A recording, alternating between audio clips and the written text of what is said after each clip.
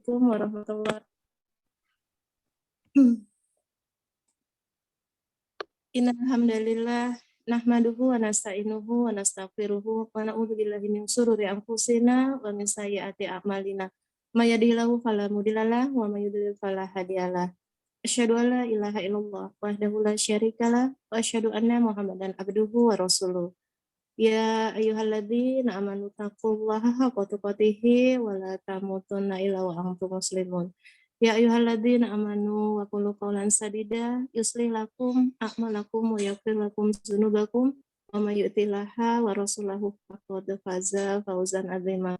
Alhamdulillahirabbil alamin, alhamdulillah bi nikmatihi tatimmus sholihat. Allah masih pertemukan kita kembali. Alhamdulillah Allah juga masih memberikan kesempatan saya untuk bisa duduk lagi di majelis ilmu. Insyaallah dalam kondisi yang sehat, insyaallah masih dalam recovery. Jazakumullahu khair atas doa dari teman-teman semua, juga Ustadz yang selama saya dalam masa sakit. Semoga Allah balas semua kebaikan teman-teman dan Ustadz. Salawat dan salam tak lupa kita hadirkan kepada Nabi kita, Nabi Muhammad SAW beserta keluarga dan para pengikutnya yang senantiasa istiqomah berjalan di atas sunnah-sunnah beliau hingga yaumil akhir. Teman-teman, sebelum taklim ini dimulai, mari sama-sama kita awali dengan membacakan basmalah. Bismillahirrahmanirrahim. Hari ini masuk ke hadis 1333 ya Ustadz. Keutamaan menolong meski dengan makanan sedikit.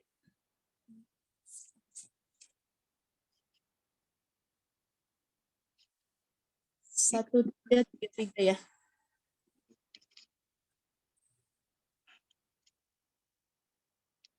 Assalamualaikum warahmatullahi wabarakatuh. Waalaikumsalam warahmatullahi wabarakatuh. Innal hamdalillah nahmaduhu wa nasta'inuhu wa nastaghfiruh. Wa na'udzu billahi min syururi anfusina wa min sayyiati a'malina.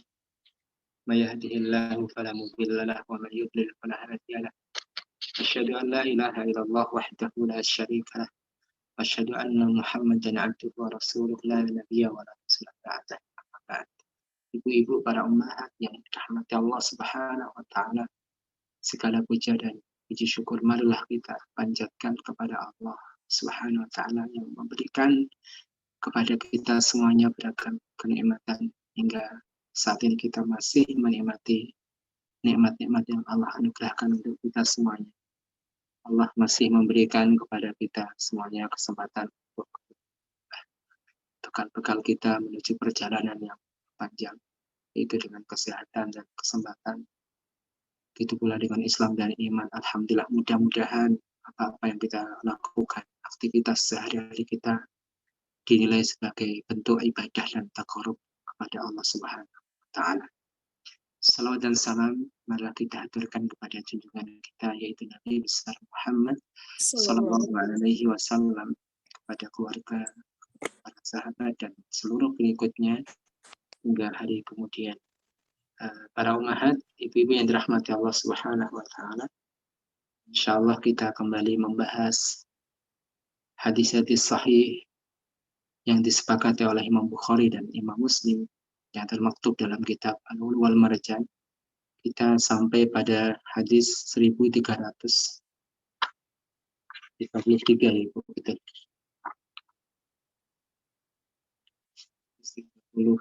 1333. Keutamaan menolong meski dengan makanan sedikit. Kita baca hadisnya.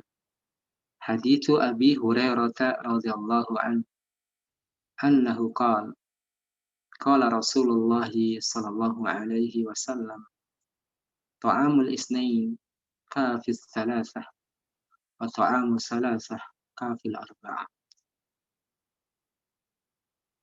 Silahkan dibaca ini. Bismillahirrahmanirrahim. Abu Hurairah radhiyallahu anhu berkata, Rasulullah sallallahu alaihi wasallam bersabda, makanan untuk 2 orang cukup untuk 3 orang, dan makanan untuk 3 orang cukup untuk 4 orang. Iya. Hadis ini memberikan pelajaran kepada kita semuanya. Pertama adalah bagaimana kita menghindari sifat tamak, rakus terhadap dunia di antara bagian daripada dunia itu adalah yang terkait dengan perut, makanan yang masuk ke dalam perut kita. Kita diperintahkan oleh Allah, kulu washrabu, makanlah dan minumlah. Wala tusrifu, namun tidak berlebih-lebihan. Tidak berlebih-lebihan, ya, kenyang yang berlebih-lebihan.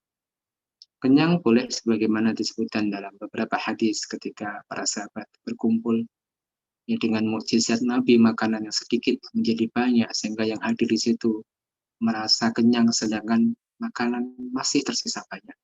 Mereka makan dengan kenyang. Artinya kenyang dalam artian tidak berlebihan. Itu boleh saja. Sehingga dalam sebuah hadis bahwasanya seburuk-buruk bejana tempat makanan adalah perut anak Adam.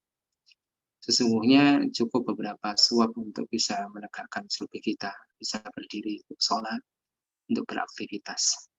Tapi kalau tidak mungkin karena hajat manusia terhadap makan lebih, maka Rasulullah mengatakan fasulusun li ta'amihi wa sulusun li syarabihi wa sulusun li nafasi.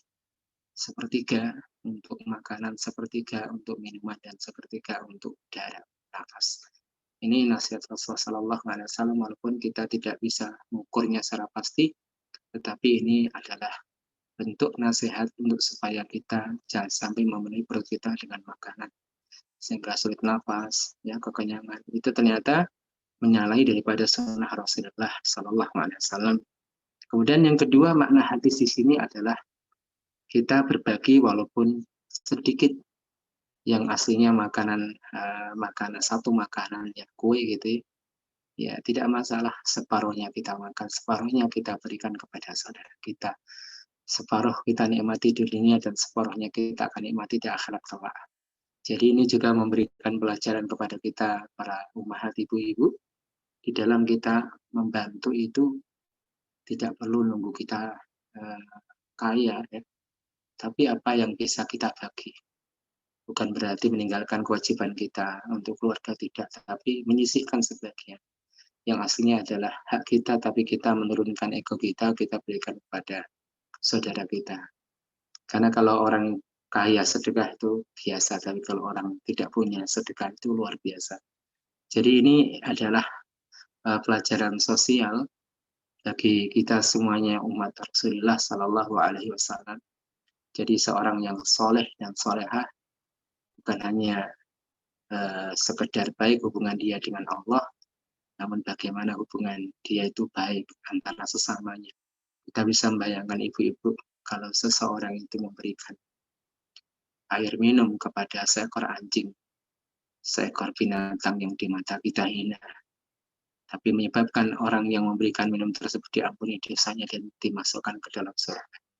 Lalu apa pahalanya kira-kira kalau kita memberikan kepada sama muslim saudara kita, orang yang bertauhid kepada Allah, orang yang belajar ilmu syar'i, yang berdakwah fisabilillah, diberikan baju, pakaian, minuman, Masya Allah, apa pahalanya kira-kira. Di sini para ummahat, ya, jadi menyisihkan apa yang kita miliki untuk orang lain, walaupun tidak banyak, ternyata ini adalah bagian sunnah Rasulullah Sallallahu Alaihi Wasallam. Makanan satu cukup untuk dua, dua untuk tiga, makanan tiga bisa dibagi empat. Ini disampaikan oleh Rasulullah kepada mereka, para penduduk Madinah, khususnya di dalam perhatikan orang-orang ahli sufah. Orang-orang ahli sufah itu orang-orang susah dari kalangan penduduk Madinah ataupun penduduk di luar Madinah yang datang ke Madinah untuk berguru kepada Rasulullah, namun mereka tidak punya tempat, ditampung di halaman Masjid Madinah. Mereka mendapatkan makanan dari penduduk Madinah. Mereka, Masya Allah, termasuk diantaranya adalah Abu Hurairah. Jadi orang-orang ahli sufah itu, mereka seakan-akan hidup dalam sebuah madrasah yang diasuh oleh Rasulullah SAW dalam kesederhanaan, sehingga muncul para ulama hebat, diantaranya adalah Abu Hurairah. Walaupun beliau orang yang belakangan masuk Islam, namun ternyata perawi terbanyak, yaitu perawi hadis terbanyak dari kalangan sahabat, yaitu perawi dari hadis-hadis Nabi yang paling banyak adalah Abu Hurairah radhiyallahu anhu. Bahkan ibunda Aisyah, orang yang paling dekat Nabi, itu kalah dengan Abu Hurairah. Jadi memang pentingnya fokus ya ibu-ibu belajar. Ya, walaupun dalam keadaan sederhana sering kurangnya, makanya ya santri-santri itu seperti itu. Mirip ya. Jadi zaman dulu pesantrennya Rasulullah ya ahli sufah. Mereka hidup sederhana, fokus belajar Rasulullah. Hidup ada yang menanggung walaupun ya kekurangan gitu. Makanya santri-santri ya zaman sekarang yang mengikuti para salaf, di mana mereka tidak memikirkan dunia. Sudah ada orang-orang yang fokus belajar din, menyelamatkan agamanya, sehingga ketika umat Islam ini berjuang, ada mengingatkan, ada yang memotivasi, ketika tergelincir ada yang menasihati, seperti itu. Ya, seperti inilah Rasulullah mendidik umatnya. Baik para umahat, demikianlah beberapa pelajaran yang bisa kita ambil dari hadis yang kita baca. Kemudian kita lanjutkan hadis berikutnya. Orang mukmin makan dengan satu wadah atau usus, sedangkan orang kafir makan dengan 7 wadah. Hadits Ibnu Umar qala qala Rasulullah sallallahu alaihi wasallam innal mu'mina ya'kulu fi mi'an wahidin wa innal kafira awil munafiq ya'kulu fi sab'ati am'a. Silahkan dibaca. Bismillahirrahmanirrahim. Ibnu Umar berkata, sesungguhnya aku telah mendengar Rasulullah SAW bersabda, seorang mukmin itu makan dengan 1 usus, sedangkan orang kafir makan dengan 7 usus. Baik, para umahat, hadis ini menunjukkan perbedaan kita sebagai seorang muslim yang beragama berdasarkan syariat yang Allah turunkan dengan orang kafir yang berjalan di muka bumi ini tidak berdasarkan syariat Allah. Dalam masalah makan makanan terkait dengan dunia, orang mukmin itu masya Allah, orang mukmin diibaratkan satu ibarat, makannya pakai 1 usus, artinya tidak perlu banyak. Ini orang mukmin, maka ketika bicara dunia itu ya tidak menggebu-gebu, biasa saja. Bukan berarti meninggalkan dunia kemudian malah meminta-minta, tidak. Karena dari kalangan sahabat itu banyak yang kaya juga, tapi lebih banyak yang miskin, kehidupan terbatas. Tapi ketika hasrat mereka terhadap dunia itu biasa, maka sebatas di tanganlah dunia yang ada pada mereka, di tangan betul. Ketika ada seruan sedekah, maka mereka menjadi orang yang pertama menyambut seruan Nabi ketika pada zaman Nabi Muhammad, pada saat sebelum berangkat perang Tabuk. Rasulullah SAW melihat kondisi waktu itu kondisi yang sempit, baru mulai mau panen kurma, ya, musim yang sangat panas sekali. Biasanya itu adalah masa-masa di mana mereka senang tinggal di kotanya, menikmati masa panennya. Ya. Tapi ternyata Rasulullah SAW menyuruh para sahabat untuk berangkat perang jihad, yaitu merangi Rom di wilayah Tabuk. Tetapi modal untuk berangkat itu terbatas, kendaraan sangat terbatas. Sampai Rasulullah SAW mengumpulkan para sahabat untuk mengumpulkan donasi. Rasulullah bertanya kepada para sahabat, siapakah yang akan menyumbang fisabilillah? Kemudian Utsman bin Affan radhiyallahu anhu menjadi orang pertama yang angkat tangan. Beliau menyumbangkan 100 onta penuh dengan muatannya dan pelananya. Kemudian Rasulullah SAW mengumumkan lagi siapa yang akan berdonasi. Kembali Utsman mengangkat tangannya, ya, menyumbangkan 100 ekor onta penuh dengan perbekalannya, penuh dengan muatannya, serta lengkap dengan pelananya. Kemudian yang ketiga kali Utsman lagi, masya Allah. Artinya kita bisa menjamak, mengkompromikan ya ibu-ibu, yaitu nas-nas yang mencela dunia, namun ada berapa poin di mana kita mendapatkan para sahabat ternyata sebagian mereka menjadi orang kaya. Jadi sesungguhnya kekayaan itu tidak tercela, makan dan minum juga tidak tercela. Yang tercela adalah ketika orang berlebihan kemudian merupakan hak orang lain. Maka apakah orang Islam yang kaya tercela? Tidak itu. Yang tercela adalah yang rakus. Maka kalau diikuti dunia itu nggak selesai-selesai. Orang yang sebelumnya tidak punya rumah, ya, atau orang yang tinggal mungkin di kolong jembatan, mereka membayangkan kalau ada sedikit uang untuk menyewa rumah. Ketika sudah sanggup menyewa rumah, ada angan-angan bagaimana kalau punya rumah walaupun walaupun apalah bedeng atau apa, yang penting punya tempat tinggal sendiri. Saya dikasih tempat tinggal, pengen yang lebih bagus. Yang sudah bagus, pengen dapat yang lebih luas, terus dan terus. Itulah dunia. Makanya disebutkan dalam hadis Imam Bukhari, Rasulullah Shallallahu Alaihi Wasallam bersabda,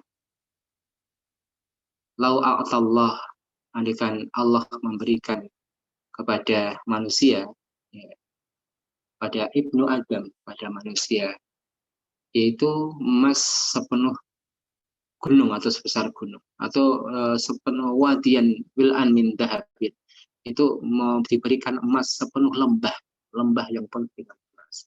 La habba ilaihi tsaniya, maka dia akan menginginkan yang kedua. Kalau diberikan yang kedua, dia menginginkan yang ketiga. Wala yasuddu jawfa ibni Adam ila turab, kemudian tidak ada yang bisa memenuhi kerongkongan anak kecuali tanah. Dia tidak bisa menyimpan hasratnya kecuali kematian. Ya, alhaakumut takatsur hatta zurtumul maqabir. Jadi manusia itu bermegah-megahan sampai kuburan kematian itu menutup daripada hasratnya terhadap dunia. Maka selama orang itu tidak mati, masih hidup, walaupun aki-aki sekalipun, hasrat terhadap dunia, termasuk diantara kedudukan. Mungkin tidak hasrat terhadap satu bagian dunia, namun dihasrat terhadap dunia yang lain. Seperti kedudukan, walaupun mungkin usia sudah tua, tapi hasrat terhadap kedudukan itu masih ada. Oleh karena itu, ibu-ibu, kita itu beda dengan orang kafir. Tidak sama. Kalau orang kafir orientasi hidupnya dunia, kita tidak. Tapi kita jadikan dunia kita, mudah-mudahan apa yang kita miliki itu menjadi pengantar kita kepada ridha Allah Subhanahu wa Ta'ala. Ini yang kita harapkan. Jadi seorang wanita punya suami, mudah-mudahan punya suami yang bisa membimbing menuju ridha Allah. Kita diberikan rumah, mudah-mudahan rumah yang kita tempati adalah rumah yang mengantarkan kita ke surga Allah. Kita diberikan kendaraan, mudah-mudahan membawa keberkahan, mengantarkan kita ke surga Allah. Kita diberikan kelebihan rezeki, mudah-mudahan kelebihan ini menjadikan barokah. Karena inti daripada dunia yang kita miliki barokah. Sampai makan dan minum, ada doa ketika kita melihat hidangan, kita mengucapkan Allahumma barik lana fima razaqtana, ya Allah berikan rezeki kepada kami, ya, boleh berikan berkah untuk rezeki yang diberikan kepada kami. Allah barik lana fima razaqtana. Ini harapan kita ya Bu. Makanya berbeda dengan orang kafir yang surga mereka memang dunia. Tidak kenal halal, tidak kenal haram, apapun dimakan.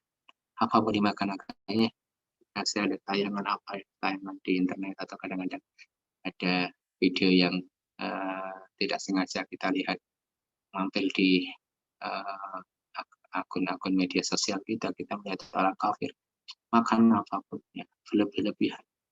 Ya makanya acara makan berlebihan itu ya soalnya tidak Islami ya, tidak Islami. Kita diajarkan untuk sederhana dalam makan. Ya, sederhana dalam makan. Tapi barakallahu fikum, para ummahat yang dirahmati Allah, kita lanjutkan kembali hadis berikutnya 1335. Hadis Abi Hurairah anna rajulan kana ya'kulu katsiran fa aslama fa kana ya'kulu aklan qalilan. Fadzikra dzalika lin-nabi sallallahu alaihi wa qala innal mu'mina ya'kulu fi mi'an wahidin wal kafiru ya'kulu fi sab'ati am'a. Silakan dibaca Ibu.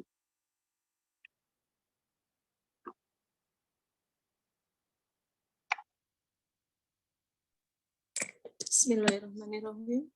Dari Abu Hurairah bahwa ada seorang laki-laki yang makannya banyak. Lalu ia masuk Islam. Setelah itu makannya menjadi sedikit. Maka hal itu pun diceritakan kepada Nabi Shallallahu Alaihi Wasallam. Maka beliau bersabda, sesungguhnya seorang mukmin itu makan dari 1 usus, sedangkan orang kafir makan dengan 7 usus. Ya, ini ada kasus orang yang masuk Islam dulunya makanya banyak, ternyata ketika masuk Islam makanya sedikit ya. Masya Allah, sampai seperti itu. Islam ya dengan karakter yang diajarkan kepada pemeluknya menjadikan orang tidak tamak. Maka ini adalah karakter daripada orang Islam ya Ibu, makan sedikit ya cukup. Tidak makan berlebihan baik jumlahnya ataupun dari status makanan tersebut. Tidak peduli halal dan haram ya. Jadi dimakan, belatung dimakan, ulet dimakan, ya katak dimakan, tikus dimakan, kalajengking dimakan, ya, kelabang dimakan, ini mengerikan. Inilah memang ya surganya mereka. Makanya kalau kita kadang-kadang merasa terkekang dengan taklif, beban dari syariat, ada perintah yang terasa berat, ada larangan juga yang terasa berat, itulah bagian daripada penjara kita sementara ya ibu-ibu, penjara kita sementara di dunia, karena surganya orang mukmin itu yang hakiki adalah di akhirat. Baik, kita lanjutkan. Hadis berikutnya 1336, larangan mencela makanan. Haditsu Abi Hurairah radhiyallahu anhu qala ma'aban Nabi sallallahu alaihi wasallam ta'aman qad inishtahahu akala wa illa taraku. Bismillahirrahmanirrahim. Abu Hurairah radhiyallahu anhu berkata, Nabi SAW tidak pernah membenci suatu makanan sama sekali. Seandainya beliau menyukainya, maka beliau memakannya. Dan bila tidak menyukainya, beliau meninggalkannya, tidak memakannya. Mencela makanan, saya coba lihat penjelasan para ulama ya. Rasulullah Shallallahu Alaihi Wasallam tidak pernah mencela makanan. Maksudnya apa? Al-Imam An-Nawawi rahimahullah ta'ala menjelaskan mencela makanan seperti perkataan orang, makanan ini asin, makanan ini kecut gitu ya. Oh, makanannya tidak matang. Ini, wah, Masya Allah, setelah saya baca ini kok berat juga ini ya. Jadi bagaimana seperti ini? Ternyata ucapan seperti itu masuk dalam mencela makanan. Tentang larangannya, ada sebagian ulama mengatakan karena itu adalah merendahkan penciptanya. Ada juga sebagian ulama mengatakan hal itu merupakan ucapan yang bisa menjadikan sakit hati bagi orang yang buat makanan. Ya, dua-duanya masuk ya Ibu. Dua-duanya masuk. Ala kulli hal, ya saya perhatikan di situ artinya mencela dengan mengabarkan mungkin berbeda ya Ibu. Kalau kita mengabarkan, ya suami ngabar pada istri, misalnya Umi atau Mah atau apa Ibu, ini makanannya sepertinya kurang garam, mengabarkan tanpa maksud mencela. Wallahu a'lam bishawab, ya mengabarkan saja tanpa mencela ya. Tapi memang ya Rasulullah itu tidak banyak komentar intinya terhadap makanan. Tidak banyak komentar terhadap makanan. Inilah akhlak Nabi kepada istrinya ya, pada istri-istrinya yang buat makanan. Rasulullah SAW itu terkenal diam, tidak banyak komentar terhadap makanan-makannya. Jadi ada sebagian ulama, diantaranya Al-Imam An-Nawawi mengatakan di antara bentuk mencela adalah mengatakan asam gitu ya, asin atau belum matang gitu ya. Wallahu a'lam bishawab. Ya, kita berlatih ya memang Ibu ya. Hal-hal yang seperti ini ya, kalau kita mengucapkan, hindari dalam hati kita untuk mencela. Karena bagaimanapun kalau makanan itu berasal dari alam secara langsung, buah-buahan gitu ya, itu memang yang membuat kecutnya Allah, yang buat manisnya juga Allah Subhanahu wa ta'ala. Jangan sampai muncul ucapan-ucapan yang mencela makhluk. Kalau mencela makhluk otomatis mencela kholiknya. Ini menjadikan kita salah. Sebagaimana hadis Rasulullah mengatakan la tasubud dahra, tidak boleh mencela waktu, mencela masa, mencela kejadian. Ya, marah terhadap banjir, marah terhadap tsunami, tidak boleh. Yang boleh hanya mengabarkan tsunami seperti banjirnya besar, ini anginnya merusak, ya, ada mengabarkan saja tanpa mencela. Karena mencela semua itu sama saja mencela kholiknya. Angin tidak ya berjalan, tidak menghantam sesuatu kecuali dengan izin Allah Subhanahu wa ta'ala. Termasuk ya virus corona ini tidak usah kita cela ya, dasar corona gara-gara corona. Corona tidak berjalan kecuali dengan izin dan takdir Allah Subhanahu wa ta'ala. Cukup kita mengabarkan, oh penyakit ini adalah bahaya. Namun ingat, tidak dapat memberikan bahaya kepada seseorang kecuali dengan izin Allah. Tidak bisa menular kepada orang lain kecuali dengan izin Allah Subhanahu wa ta'ala. Jadi la adwa wala fiyarata wala hamata wala safara. Tidak ada penyakit yang menular, itu bukan maksudnya tidak ada penyakit menular, tapi maksudnya tidak ada penularan dengan kecuali dengan izin Allah. Jadi kalau ada sebagian orang mengatakan tidak ada penyakit yang menular, ada hadisnya la adwa wala fiyarata, tidak ada penyakit menular, tidak ada tatayur. Itu salah memaknai. La adwa ai illa biidznillah. Tidak ada penyakit menular kecuali dengan izin Allah. Karena faktanya ada ya Ibu, orang yang tertular penyakit flu, tertular penyakit apa, kulit atau penyakit apapun ada. Tapi ingat semua itu dengan izin Allah. Ada orang yang hidup dengan seseorang ya dalam satu rumah kena penyakit, keluarganya tidak ada tertular, namun ada orang yang hidup di gang sebelah tertular. Karena semuanya apa? Dengan izin Allah. Maka kita tidak boleh mencela ya, tidak boleh mencela tak sudah. Kalau kita menceritakan, kabarkan saja. Karena Allah yang menciptakan, maka tidak boleh mencela sesuatu yang diciptakan oleh Allah. Termasuk ketika kita menyikapi orang kafir sekalipun, tidak boleh kita mencela fisiknya. Karena fisiknya yang menciptakan adalah Allah Subhanahu wa Ta'ala. Apalagi sama Muslim. Pernah suatu saat Ibnu Mas'ud, Ibu tahu Ibnu Mas'ud, yaitu seorang sahabat yang kakinya kecil. Seorang sahabat yang kakinya kecil. Kecil sekali, sangat kecil. Ya, mungkin ya, tidak seperti orang dewasa secara umum. Ya, posturnya kecil, kakinya kecil. Suatu saat Ibnu Mas'ud naik pohon arok. Pohon arok itu adalah pohon di mana akarnya digunakan untuk siwak orang-orang hari ini. Kita dapatkan orang yang jual siwak, yaitu berasal dari akar pohon arok. Ketika naik pohon arok, kakinya tersingkap sehingga terlihat betis yang kecil. Para sahabat yang ada di situ spontan pada tertawa. Rasulullah tidak ikut tertawa. Ada apa? Ada apa? Lihat Rasulullah, betisnya kecil. Apa kata Rasulullah Sallallahu Alaihi Wasallam? Ya, janganlah hina sahabatku. Kalau kamu menginfakkan emas sebesar gunung Uhud, itu maka tidak bisa menyamai infak mereka walaupun satu mud atau hanya setengahnya. Dan beliau juga mengatakan sesungguhnya kakinya Ibnu Mas'ud itu lebih berat di sisi Allah timbangannya dibandingkan beratnya gunung Uhud, nilainya lebih besar. Nah, di sini kita tidak perlu ya Ibu, berarti juga bisa menyakiti orang. Ya, orang kurus, orang gemuk, ya hati-hati. Oh kok gemuk amat, ya jangan. Kok kurus amat, ya sudahlah. Kalau lihat gemuk, Masya Allah, ya apa gitu, seger atau apa gitu. Jangan kita mengomentari fisik yang itu merupakan ciptaan Allah Subhanahu wa Ta'ala. Baik, para umahat yang dirahmati Allah Subhanahu wa Ta'ala, jadi masalah mencela makanan ya. Yang kita banyak baca. Intinya kalau ada kekurangan, cari cara yang itu bukan celaan, yang itu tidak menyakitkan orang membuat. Apalagi kalau cenderung kayak meremehkan penciptanya, yaitu Allah Azza wa Jalla, karena mungkin makan apel dikira manis, asem gitu kan. Apa bicara apa yang tidak patut diomongkan, asem apa gitu ya. Itu tidak boleh karena mencela makanan. Jadi makanan yang memang berasal dari alam langsung ataupun makanan yang dibuat prosesnya oleh manusia, maka kita menjaga lisan kita dari meremehkan makanan. Baik, para umahat yang dirahmati Allah, kita lanjutkan. Kita masuk bab 39, pakaian dan perhiasan. Larangan minum dari wadah yang terbuat dari emas dan perak.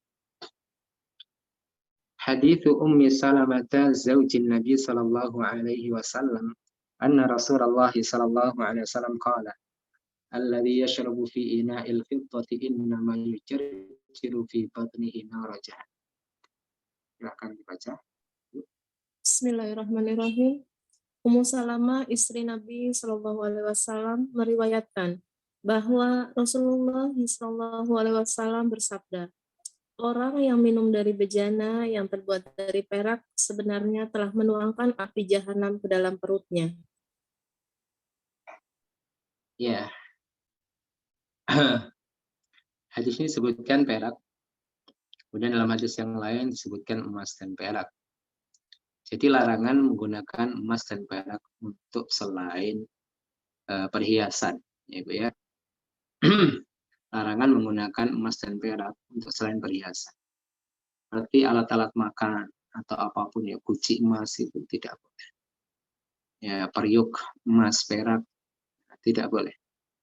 Untuk perhiasan, untuk hiasan atau sebagian ulama memberikan keringanan untuk hiasan senjata ya, pedang atau mungkin ada tembak yang ada sedikit emasnya gitu, sedikit hiasan. Untuk senjata para ulama memberikan satu keringanan. Tapi para kalafikum, nah, kenapa tidak boleh Ibu Ya, apa ilatnya, apa sebabnya? Para ulama mengatakan di antara sebabnya adalah hal ini bisa menjadikan orang-orang fakir sakit hati. Jadi menjaga masyair, perasaan orang lain ternyata penting. Menjaga perasaan orang lain itu penting. Makanya orang-orang kaya tidak boleh pamer terhadap orang-orang miskin. Takutnya ada sebagian orang yang punya penyakit hati akan jadikan hasrat terhadap dunia. Oleh karena itu ketika korun itu arak-arakan bersama dengan pasukannya, dengan kekayaannya, orang-orang yang membawa kunci-kuncinya. Jadi kunci-kunci gudang-gudang. Jadi kunci-kunci gudang-gudang penyimpanan kekayaan korun itu sampai dibawa oleh Al-Gojo orang-orang yang kuat, bodyguard-bodyguardnya itu saking banyaknya gudang penyimpan kekayaannya itu. Nah, ketika lewat orang-orang yang hatinya penyakit berangan-angan akhirnya seudon sama Allah. Seudon sama Allah, andaikan aku diberikan apa yang diberikan oleh Korun. Sama hari ini kalau orang kaya memamerkan kekayaannya, ya itu akan muncul dua pandangan. Orang yang sadar bahwa dunia sementara, memandang ya biasa saja, ada orang yang berpenyakit dan akhirnya kepingin. Makanya ya konten-konten yang ada ya YouTube atau apa yang menampilkan pamer kaya itu nggak bagus untuk pendidikan mental anak-anak kita itu tidak bagus itu. Yang memamerkan kekayaan, mobil yang mewah, rumah yang mewah itu tidak bagus. Ya tidak bagus karena bagi orang-orang yang lemah imannya maka hasrat terhadap dunia itu muncul. Orang-orang tidak ada dasar ilmunya, tidak pernah ngaji, ya akhirnya apa yang dikejar dunia, orientasinya dunia karena orang ataupun pribadi yang ia kagumi seperti itu. Makanya acara seperti makanan berlebihan atau acara memamerkan kaya itu nggak pantas ditonton. Karena hal itu yang menyebabkan sebagian orang tergelincir. Itu ada contoh-contohnya kayak korun tadi memamerkan kaya. Apakah haram mengkayaan dia sendiri selama dia mencari kekayaan itu dengan cara yang halal, kekayaan dia sendiri. Tapi bukan hanya itu kita melihatnya, tapi sisi bagaimana hal itu memberikan pengaruh yang buruk kepada orang lain. Maka jangan biasakan anak kita itu ataupun ngefans terhadap orang-orang yang seperti itu. Kekayaannya melimpah dipamer-pamerkan, maka akan terbetik dalam hati anak-anak kita keinginan seperti itu. Kalau didasar dengan ilmu din, sehingga menjadi orang yang gemar sedekah tidak masalah.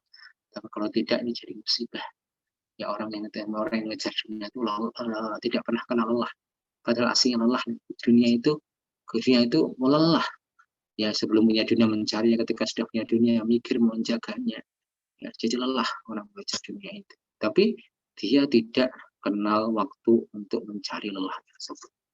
Barakallahu fikum. Jadi tidak boleh memakai bejana dari emas dan perak. Ya, dan bukan hanya bejana saja, para ulama mengatakan ittikhadut dhahabi wal fiddati li ghairi hamlin. Jadi selain daripada perhiasan itu diharamkan. Ya. Nanti kalau rincinya ketika membahas tentang bejana, jadi ada bejana yang ada campuran peraknya, dilihat sedikit dan banyak, dan hajatnya. Ya, kalau dia hajat, kalau dia butuh, maka sedikit boleh, kalau banyak makruh. Tapi kalau nggak butuh, ya sedikit makruh, kalau banyak haram. Ya, jadi banyak itu sudah sepertiga lebih itu banyak. Ya, menambal periuk dengan perak. Ya, periuk Nabi pecah, ya kemudian ditambal dengan perak. Jadi menambal sedikit, kalau dia hajat ya boleh-boleh saja. Ya kalau terlalu banyak makruh. Tapi pada kelafikum, ya termasuk gigi emas atau gigi perak itu dihindari. Karena kalau memang tidak butuh, kalau butuh ya andaikan butuh ya seperti apa ya, sedikit atau banyak. Tapi pada dasarnya menggunakan emas dan perak selain perhiasan itu dilarang. Sedangkan nanti rinciannya emas dan perak itu boleh secara mutlak untuk wanita, sedangkan untuk laki-laki dibolehkan perak saja dan tidak dibolehkan memakai emas. Jadi emas itu khas nisa, khusus untuk wanita, sebagaimana kain sutra hanya khusus dibolehkan untuk kaum wanita dan tidak dibolehkan untuk kaum laki-laki kecuali yang mengidap penyakit gatal di kulitnya, yang pakaian ini bisa mengobati lukanya atau meringankan gatal-gatal pada kulitnya, maka dibolehkan. Tetapi laki-laki yang normal kulitnya, maka tidak boleh. Bagi orang yang tidak mau menerima syariat ini tetap memakainya di dunia, maka dia tidak akan dipakaikan di akhirat. Jadi ada beberapa perbuatan yang nanti balasannya adalah tidak menikmati di akhirat. Di antaranya apa? Ibu-ibu, orang mukmin yang minum khamr dan tidak tobat sampai ia mati, maka dia tidak akan minum khamr di akhirat. Orang memakai sutra di dunia dan tidak taubat dari hal ini, maka dia tidak akan memakai sutra saat masuk surga. Dikasih pakaian yang lain. Baik, barakallahu fikum, kita baca lagi hadis-hadisnya Ibu. Larangan memakai cincin emas dan sutra bagi laki-laki dan kulit bagi perempuan. Hadisul Bara'i radhiyallahu anhu qala amarana Rasulullah sallallahu alaihi wasallam bis sab'in wa nahana an sab'in. Amarana bi iyadatil marid wa ittiba'il janazah wa tashmitil 'atis wa ijabatit da'i wa ifsha'is salam wa nasril mazlum wa ibraril muqsim wa nahana an khawatim الذهب وعن الشرب في الفضة أو قال آنية الفضة وعن المياسر والقصي وعن لبس الحرير والديباج والاستبرق. Ya, silakan. Bismillahirrahmanirrahim. Al-Baro radhiyallahu anhu berkata, Nabi SAW memerintahkan kami dengan 7 perkara dan melarang kami dari 7 perkara pula. Beliau memerintahkan kami untuk mengiringi jenazah, menjenguk orang yang sakit, memenuhi undangan, menolong orang yang dizolimi, berbuat adil dalam pembagian, menjawab salam, dan mendoakan orang yang bersin. Dan beliau melarang kami dari memakai cincin emas, minum dalam wadah perak, bantal, duduk dari sutra, begitu pula pakaian sutra, serta memakai serba sutra dan sutra tebal atau berkilauan sutra tipis. Rasulullah memerintahkan 7 hal. Amrana bi i'adatul marid, memerintahkan kita untuk mengunjungi orang sakit. Wa tiba'il janazah, mengiringi orang yang meninggal menuju pemakamannya. Wa tashmitil 'atis, mengucapkan yarhamukallah bagi orang yang bersin, yang mengucapkan alhamdulillah. Wa ijabati da'i, memenuhi panggilan undangan saudaranya. Wa ifsha'is salam, yaitu menebarkan salam ya. Wa ifsha'is salam, menebarkan salam artinya wa nasrul mazlum ya, dan menolong orang yang dizalimi. Kemudian wa ibraril muqsim, yaitu berbuat adil dalam bagian. Tapi kemudian melarang, di antara larangnya apa Ibu? Cincin dari emas. Cincin dari emas khusus untuk laki-laki. Kalau ini sifatnya umum, maka dikhususkan, yaitu tentang kebolehannya bagi wanita. Jadi ada yang berpendapat bahwasanya emas itu haram, lirijali walinisa, haram untuk laki-laki dan wanita. Ini pendapat yang salah. Pendapat yang benar adalah boleh bagi wanita dan tidak boleh bagi laki-laki. Ada yang mengatakan tidak boleh karena keumuman hadisnya di sini. Keumuman hadisnya perintah untuk umum, tidak hanya laki-laki saja. Kemudian larangannya tidak untuk laki-laki saja, tapi lemah. Karena dikuatkan dengan hadis-hadis yang lain, bahwasanya emas boleh bagi wanita dan tidak boleh bagi laki-laki. Untuk perhiasan ya Ibu, kalau selain untuk perhiasan maka haram untuk keduanya.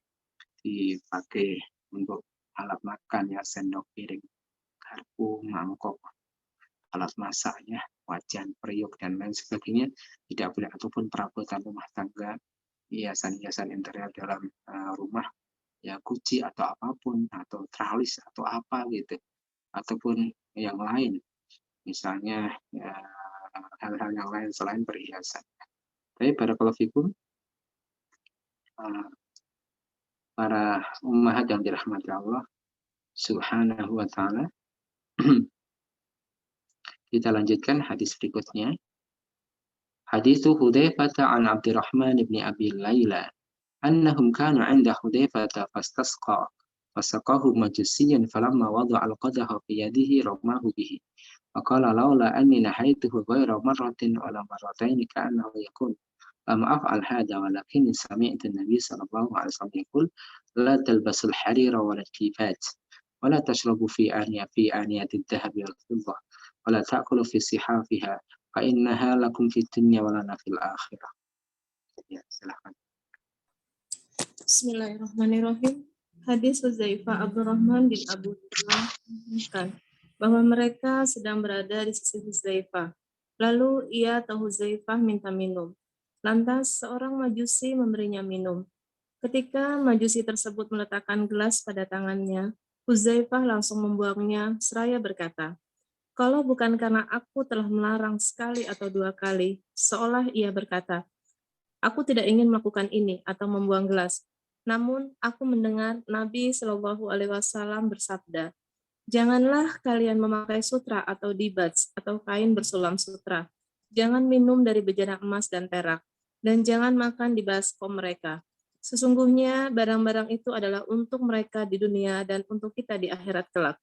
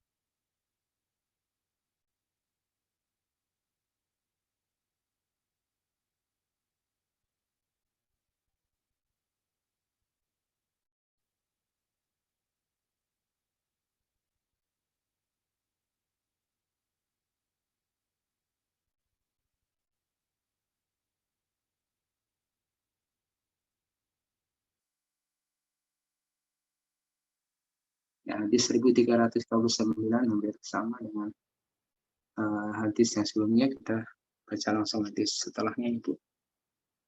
Hadis 1340. Hadis Abdullah bin Umar anna Umar bin Khattab ra'a hullatan siyara 'inda babil masjid. Faqala ya Rasulullah, law istarata hadhihi falabistaha يوم الجمعة والوفد إذا قدموا عليك. فقال رسول صلى الله عليه وسلم إنما يلبس هذه من لا خلاق له في الآخرة. ثم جاءت رسول الله صلى الله عليه وسلم منها حلل فأعطى عمر بن الخطاب رضي الله عنه منها حلة. فقال عمر يا رسول الله كسوتانيها وقد قلت في حلة عطارد ما قلت. قال رسول صلى الله عليه وسلم إني لم أقصدها لتلبسها. Fakasaha Umar bin Khattab radhiyallahu anhu akhan lahu bi Makkah musyrikan. Bismillahirrahmanirrahim. Abdullah bin Umar meriwayatkan bahwa Umar bin Al-Khattab melihat pakaian sutra di depan pintu masjid. Dia pun berkata, "Wahai Rasulullah, seandainya Anda beli pakaian itu lalu Anda kenakan pada hari Jumat atau pada saat menyambut utusan bila datang menghadap Anda." Rasulullah SAW lalu menjawab, Sesungguhnya orang yang memakai pakaian seperti itu tidak akan mendapat bagian di akhirat. Kemudian datang hadiah untuk Rasulullah SAW yang diantaranya ada pakaian sutra. Beliau lalu memberikan pakaian sutra tersebut kepada Umar bin Al-Khattab. Maka berkatalah Umar, Wahai Rasulullah, Anda telah memberikan pakaian ini untukku. Padahal Anda telah menjelaskan konsekuensi orang yang memakainya. Rasulullah SAW bersabda, Aku memberikannya kepadamu bukan untuk engkau pakai. Umar bin Al-Khattab pun memberikan pakaian sutra tersebut kepada saudara yang musyrik di kota Mekah. Iya, tapi barakallahu fikum. Para umat yang dirahmati Allah Subhanahu wa taala, pakaian sutra tidak boleh dipakai untuk laki-laki, boleh dipakai untuk wanita. Maka kalau keharamannya mutlak maka tidak boleh dihadiahkan, yaitu tidak boleh dihadiahkan. Tapi ini keharaman tidak mutlak, haram tidak mutlak, boleh bagi wanita, gitu ya, dan ancaman bagi orang-orang Muslim untuk supaya tidak memakainya, ya, tidak memakainya. Jadi tadi barakallahu fikum, Nah, larangan dalam hadis-hadis yang kita baca ini yaitu pemakaian kain sutra bagi laki-laki dan penggunaan bejana yang terbuat dari emas dan perak. Ini umum bagi laki-laki dan wanita, walaupun ya memang ada perbedaan pendapat ya, kalau emas dan perak yang bejana atau apapun perabotan tapi tidak digunakan untuk alat makan ataupun peralatan masak gitu ya, itu boleh atau tidak? Sebagian ulama mengatakan tetap haram. Madhab Imam Abu Hanifah, madhab Imam Malik, madhab Syafi'i, Imam Hambali. Ada juga yang mengatakan makruh saja, makruh, tidak haram. Ya, tidak haram. Ada juga mengatakan tidak haram secara mutlak. Jadi yang diharamkan adalah bejana, ya, bejana yang untuk masak atau makan, piring, gelas itu. Jadi perkakas untuk makan tidak boleh. Kalau digunakan untuk selain itu, ada mengatakan haram, ada yang mengatakan makruh, ada yang mengatakan ya boleh-boleh saja. Ini perbedaan pendapat, yaitu penggunaan emas dan perak selain untuk makan dan minum. Ya, yang mengatakan tidak boleh, ada yang mengatakan makruh, ada yang mengatakan boleh. Jadi kalau HP-nya terbuat dari emas, ya boleh-boleh saja. Boleh-boleh saja karena larangannya adalah memakai emas dan perak dalam bejana yang digunakan untuk proses masak makanan atau sebagai wadah makanan. Hadis 1341, hadis Umar an Abi Utsman An-Nahdi qala atana kitabu Umar ma'a Utbah bin Farqad bi adro bi jan anna Rasulullah sallallahu alaihi wasallam naha 'anil harir illa hakada wa asyara bi isba'ihi ala tani talyan al-ilham qala fi ma 'alimna annahu ya'ni al-a'la. Bismillahirrahmanirrahim. Hadis Umar dari Abu Utsman An-Nahdi berkata, telah datang kepada kami surat Umar yang diantar Utbah bin Farqad di Azerbaijan bahwa Rasulullah Shallallahu Alaihi Wasallam melarang mengenakan kain sutra kecuali hanya sebatas ini dan ini. Beliau mengisyaratkan dengan kedua jarinya, yaitu jari telunjuk dan jari tengah. Abu Utsman mengatakan, setahu kami maksudnya untuk tanda. Ya, jadi sedikit bercampur dengan, jadi yang dilarang adalah sutra yang murni, yaitu kalau ada campuran sedikit sutra tidak masalah, seperti motif, motif bergaris atau motif yang itu tidak mendominasi daripada kain tersebut, sampai-sampai kemudian kain tersebut disebut kain sutra.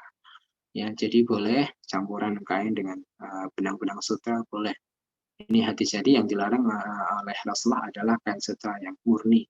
Itu dilarang untuk dipakai bagi kaum laki-laki. Hadis berikutnya 1342. Hadis Aliin radhiyallahu anhu qala ahda ilayya Nabi sallallahu alaihi wasallam hullatan siyara qala bistuha wa ra'aitul ghadaba fi wajhi fa syaqaqtuha bayna nisa'i. Silakan dibaca. Ali radhiyallahu anhu berkata, aku diberi hadiah kain bermotif garis dari sutra oleh Nabi SAW.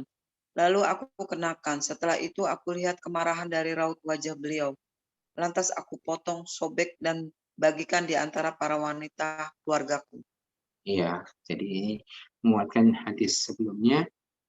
Pernah juga Rasulullah memberikan hadiah. Jadi boleh sesuatu yang haramnya tidak mutlak haram bagi laki-laki, boleh bagi wanita atau sebaliknya.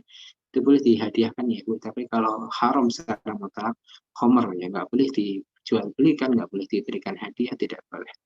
Tapi Ali pernah demikian, diberi oleh Rasulullah hadiah, dipakai, malah kelihatan tidak suka Rasulullah, akhirnya disobek, dipotong, dan dibagikan kepada para wanita-wanita keluarga Ali radhiyallahu anhu. Hadis 1343. Hadis Anas bin Malik an Nabi sallallahu alaihi wasallam an Nabi sallallahu alaihi di dunya falan yalbasahu bil akhirah. Silahkan baca. Bismillahirrahmanirrahim. Bin Malik meriwayatkan dari Nabi Shallallahu Alaihi Wasallam yang bersabda, barang siapa mengenakan pakaian dari sutra di dunia, kelak di akhirat ia tidak akan mengenakannya. Ya, baik. Kita baca hadis 1344. Hadis Uqbah bin Amir qala uhdiya ila Nabi sallallahu alaihi wasallam farhuju haririn. فلبسه فصلى فيه ثم انصرف فنزل نزعا نجدا كالكاره له وقال لا ينبغي هذا للمتقين. Silakan. Uqbah bin Amir berkata, Nabi SAW diberi hadiah berupa kain yang terbuat dari sutra. Lalu beliau memakainya dan sholat. Setelah selesai, beliau menyingkirkannya dengan keras, akan tidak suka. Beliau bersabda, ini tidak patut bagi orang yang bertakwa. Iya, ini beberapa contoh di mana Rasulullah tidak menyukai kain sutra, kemudian melarang umatnya memakai kain sutra dan menegur sahabat-sahabatnya memakai kain sutra dengan penegasan dan penjelasan bahwasanya orang mukmin yang memakainya di dunia maka tidak akan memakainya kelak di surga nanti. Wallahu a'lam bishawab. Saya kira cukup pembahasan kita pada pertemuan siang hari ini. Kita berhenti pada hadis 1345. Kemudian kita bisa lanjutkan pada pekan yang akan datang. Ibu semuanya diberikan kesehatan Allah. Baik. Kan ibu-ibu belum ditutup mungkin kalau ada pertanyaan. Baik Ustaz, alhamdulillahirrahmanirrahim. Jazakallahu khair wa barakallahu fiik atas ilmu yang sudah diberikan. Teman-teman, jika ada yang kurang jelas dan ingin ditanyakan, silakan. Mau tanya dong Pak Ustadz. Iya, silakan Mbak Ina. Assalamualaikum Pak Ustadz. Assalamualaikum warahmatullahi wabarakatuh. Mau tanya Pak, di sini kan untuk laki-laki dilarang memakai cincin emas. Ini kalau, maaf kan ada emas kuning, ada emas putih. Kalau emas putih, karena kan kalau nikah, cincin nikah, kita pakai, laki-laki pakai cincin emas. Emas putih tapinya Pak Ustadz. Boleh nggak? Selama itu emas tidak boleh Ibu, walaupun putih atau kuning ya, yang boleh perak. Jadi kalau itu masih emas, secara umum mau yang emas kuning atau emas putih itu tidak boleh. Ya, jadi larangan mutlak bagi laki-laki. Yang dibolehkan adalah perak. Ya. Baik, makasih Pak Ustadz. Assalamualaikum. Waalaikumsalam. Masih ada lagi yang mau bertanya? Ustaz, saya tanya ya Ustaz, gimana Ustaz, misalnya kan ada masjid nih ya Ustaz, masjid yang salah satu bangunannya itu dilapisi dengan emas Ustaz. Apakah kita boleh sholat di dalamnya Ustaz? Iya, jawabannya boleh-boleh saja sih Bu. Boleh. Jadi terkait ya boleh. Terkait dengan masalah emas tadi kan, memang ada 3 pendapat ya penggunaannya selain untuk makan dan minum boleh atau tidak. Ada 3 pendapat. Yang pendapat yang mengatakan boleh ya kuat juga Ibu, karena larangannya adalah latak pun jangan makan. Jadi tidak ada larangan penggunaan selain makan dan minum. Walaupun ada juga pendapat ulama-ulama. Termasuk pintu talang Ka'bah itu, Allah alam, kolam terbuat dari emas juga. Ya, talang itu ya. Allah bisa. Jadi kalau hukumnya boleh-boleh saja. Terkait dengan nanti orang yang memasangnya itu dosa atau tidak kan gitu kan. Itu pembahasan tadi perbedaan pendapat para ulama. Jadi masalah terkait penggunaan emas selain perhiasan dan selain yang digunakan untuk makanan. Karena ada juga ada piring emas tapi sayang buat makan, biasa saja kan gitu kan. Boleh atau tidak gitu kan. Ada yang mengatakan nggak masalah, nggak untuk makan dan minum, yang dilarang adalah menggunakannya makan dan minum. Kemudian lebar lagi, bentuknya tidak seperti piring, tidak seperti perkakas masak, perkakas makan. Nah, itu meluas lagi. Nah, kalau pertanyaannya bolehkah sholat di masjid yang boleh dilapisi emas, ya boleh saja. Baik Ustaz. Baik Ustaz, jazakallahu khair. Teman-teman, masih ada yang mau bertanya? Silakan. Silakan kalau masih ada yang mau bertanya.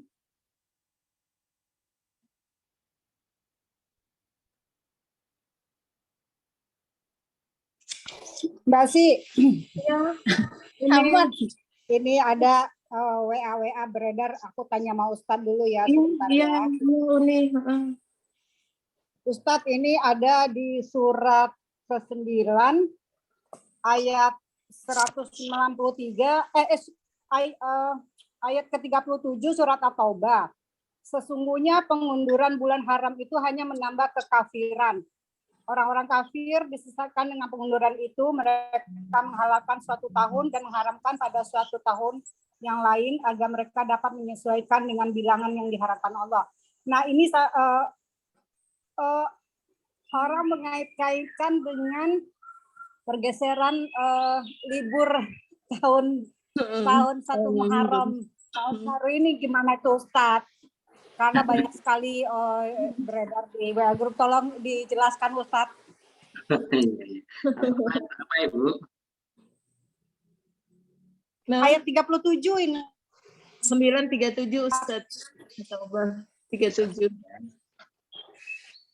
Sungguhnya pengunduran bulan haram itu hanya menambah kekafiran.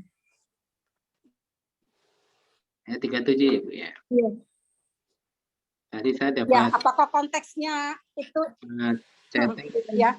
salah satu tapi maksudnya apa? Nggak ada pertanyaan, cuma share saja. Saya nggak bisa komen. Ya itu Iya. dengan sekarang kita liburnya di Hari ini mohon masuk penjelasan libur. Ustadz. Iya, lagi soalnya lagi rame. Tanggal satunya kemarin atau hari ini Bu? Tanggal satunya hari ini Ustadz. Hari ini, Tapi kan Ustadz. dirubah. Besok jadinya. Pemerintah menggeser besok libur. Kalau saat Ya, jadi libur, jadi keharaman di situ itu bulan haram itu kan ada 4 ya Bu ya. iya, Ya, bulan apa itu? bulan Dzulqa'dah. Dzulqa'dah, Dzulhijjah, Muharram, Dzulhijjah, Muharram, Rajab. Rajab. Jadi urut Dzulqa'dah, Dzulhijjah, Muharram kan 3 bulan berturut-turut. Iya. Kemudian Rajab loncat. Iya. Itu keharaman, maksudnya keharaman berperang. Jadi kalau libur ya nggak ada kaitannya, boleh-boleh saja.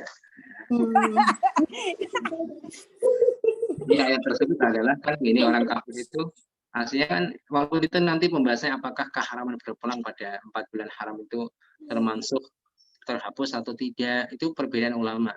Ada perbedaan ulama. Kemudian nanti kalau diserang duluan bagaimana pada bulan haram, apakah keharamannya itu mutlak atau hanya keharaman secara ofensif ya, tidak boleh melakukan jihad di bulan tersebut, itu juga dibahas oleh para ulama. Artinya memang keharaman di situ, hurmah itu kesucian, artinya hurmah itu kesucian bulan haram, kesucian tidak boleh dikotori dengan penumpahan darah. Tapi orang kafir pada waktu itu kayaknya ditunda aja deh, keharaman jadi sofar gitu, jadi safar. Jadi mengubahnya di situ. Jadi kalau dikaitkan dengan pengubahan libur ya nggak nyambung lah. Ya nggak libur ya emang kalau nggak libur perang atau gimana kan gitu kan. Nggak tepat kalau dikaitkan dengan pergeseran hari libur. Dalil itu nggak tepat. Dalil itu adalah orang kafir yang otak-atik, artinya keharaman pada Muharram itu ditunda sampai Safar. Safar tidak masuk bulan haram. Oh iya. Dalam konteks perang ya Ustadz. Iya, dalam konteks perang. Ngomongin ke itu maka pentingnya belajar. Apa maksudnya gitu, nggak ada keterangan maksud apa ya, ya lewat. Maksudnya ada itu. Jazakallah khair Ustadz. Nanti mungkin di grup-grup bisa dikasih tahu. Nah, kalau bisa lihat tafsirnya Ibu, nanti diringkas sedikit, di-share, pahala banyak insya Allah. Insya Allah Ustadz. Ya. Diringkas dengan bahasa yang mudah, maksudnya tidak seperti itu, kemudian mengiaskan menggeser ini dengan penggeseran bulan haram ke Muharram, khususnya ke Safar, itu tidak nyambung ya. Iya. Pahala. Baik Ustaz. Ya. Baik, teman-teman yang lain masih ada yang mau bertanya? Dipersilakan. Masih ada? Ya, kayaknya sudah tidak ada ya Ustaz.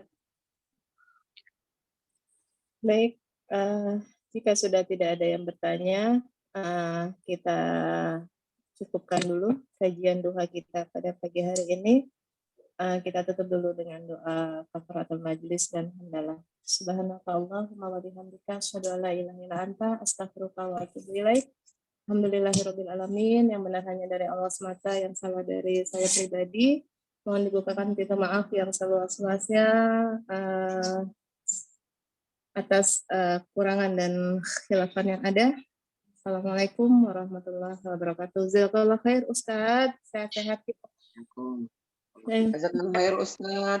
Jazakallah khair Ustaz. Terima kasih semua. Mohon maaf lahir batin. Ya, monggo Mbak Yesi. Jazakallah Terima khair. kasih ya Uni. Ya, monggo Mbak Ati.